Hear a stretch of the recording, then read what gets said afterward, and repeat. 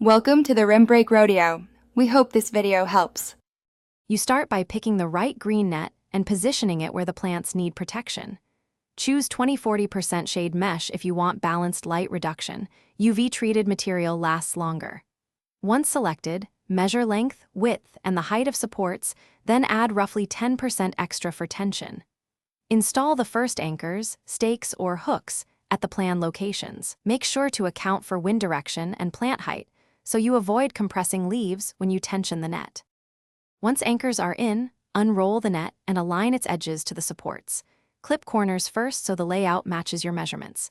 Then secure the net progressively using bungee cords, cable ties, or garden twine every 0.5 to 1 m to maintain even tension and prevent sagging. Make sure to create either a drape or a frame tension. Leave about 10 to 15 centimeters clearance above the tallest plants to avoid rubbing. If you need access points, fold and tie a flap rather than cutting the net. To finish, perform regular checks and routine maintenance so the green net continues protecting your garden.